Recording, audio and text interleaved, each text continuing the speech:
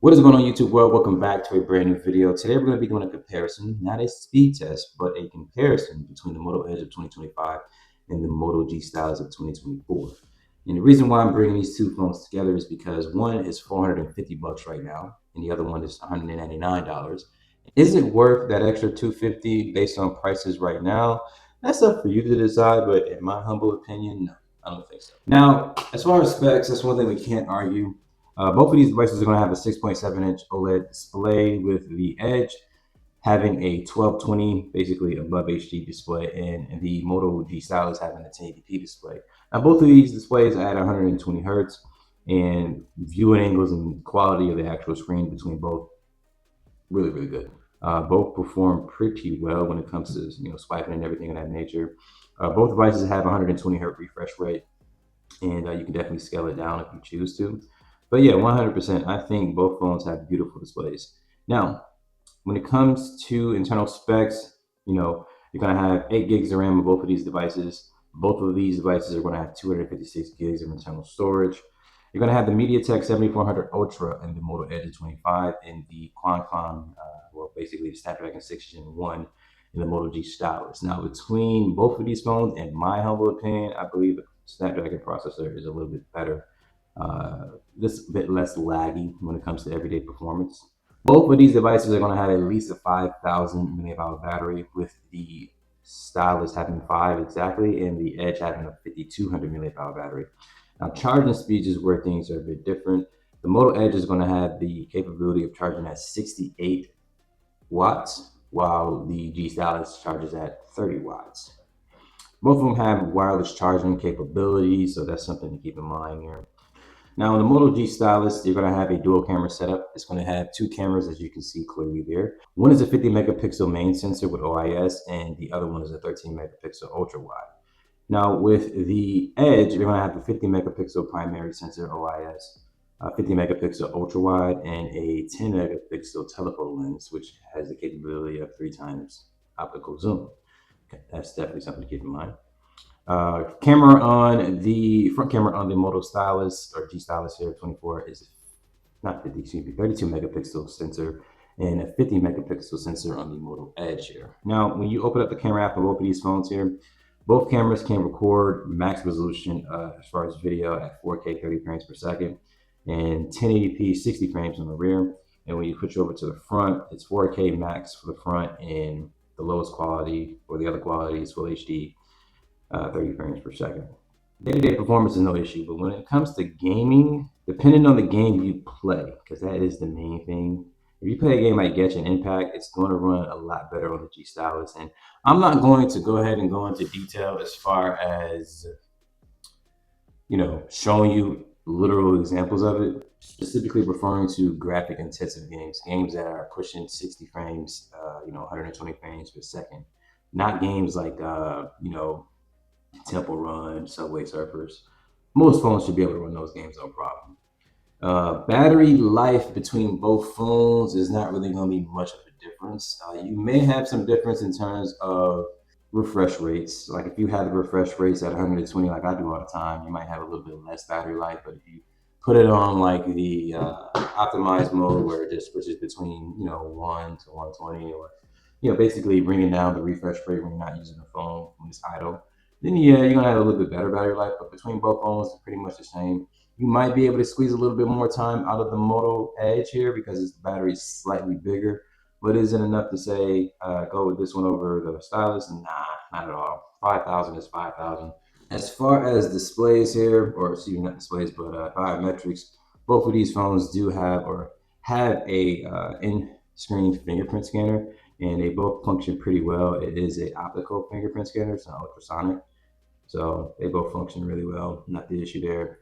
Being at their Motorola phones, they both have the chop action. You can activate the flashlight, cut it off, and then twist action, you activate the camera. All right, so it's going to have those Motorola typical features there. The difference is when it comes to like the hardware button. So on the left side of the phones here, the right side, you're going to have similar setup, power button, volume up and down keys. On the top, you're going to see a microphone, clear as day. And then on the left side, you're going to have a SIM tray slot for the Moto G and a AI button for the Moto Edge here.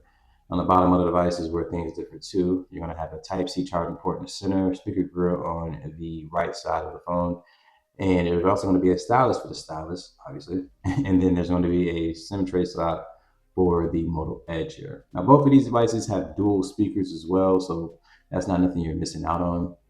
But one of the major design differences too is that you see that the screen bleeds on the edge of the phone, which is how it obviously got its name. So it has a edge display. It's supposed to be a little bit more faster in the processing speeds. Supposed to be a little bit more, potent as a device here. But in my opinion, it's not that much faster, if at all. And just for comparisons, we can just pull up a couple apps here. So I can do Amazon real quick. Now, I think I hit it at the same time here, but basically you see, nonetheless, both phones open it up around the same time. And then I can do this again. Best Buy. Is that enough for you to say, you know what, let me get this phone versus that phone? Not necessarily, but you do see very similar performance there. Play Store, I mean, come on, that was pretty much the same time here. And then let's go YouTube. Look at that, just flung it open. This phone is surprisingly quick, y'all. And then let's do another one. I want to do something that's not commonly used. I don't want to just keep opening random stuff. Oh, Netflix. Let's do Netflix. Very similar, right? I mean, these things are neck and neck with each other. So not much to say, hey, go spend 250 bucks more. Where the extra money comes in at, or where you should consider spending extra money at, is 100% where the camera comes in. The cameras is going to be better. There's no question about it. It's just going to be an overall better camera experience for the selfies and the rear, videos. Everything's going to be better. The display is going to be a bit better as well. Can't lie about that. Pixels are pixels. One having more, one having less. This is no argument there. Faster charging speeds. Okay, that is no question there. The fact that it has an updated CPU, in some cases, it can be a little quicker, but as you saw there with the apps that are opening, it was not much of a difference at all. But we can go on paper here and show you with the history. So I got test runs on both of these really quickly. Well, recently, I should say. So as far as single core on Geekbench here, for the G Stylus, you're looking at 940, and multi-core is 2,778. And then on the Moto Edge, we're looking at 1,076 for the single core and 3,039 for the multi-core.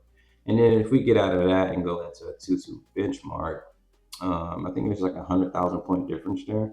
So on paper, yeah, close to 100,000. You see that it's, obviously going to be a little bit quicker here. And main thing as well, both phones are currently on Android 15. One thing I can't admit is that the Edge does definitely feel more premium. It just is what it is. It just does.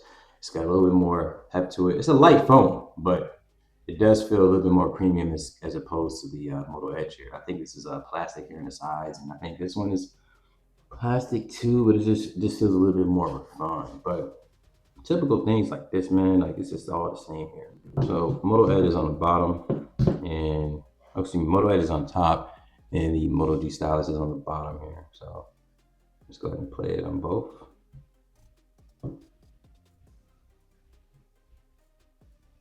Now, in your opinion, which one looks better? Or are they very, very similar? Okay. That should help a little bit. Pretty similar. But we cannot front here. Eye test in person. HDR is definitely on the Moto Edge here, and you are going to see that in person. That is no question. If you wanted a better display, but you still didn't want to spend that kind of money, then you should just get the Moto Stylus of 2025, because that one is going to have the same pixel density as the Moto Edge of 2025. Be sure to leave a comment. Let me know what you think of comparison videos like this. Like the video, subscribe to the channel, and share the video with your family and friends. But until next time, I'm out, guys. Peace.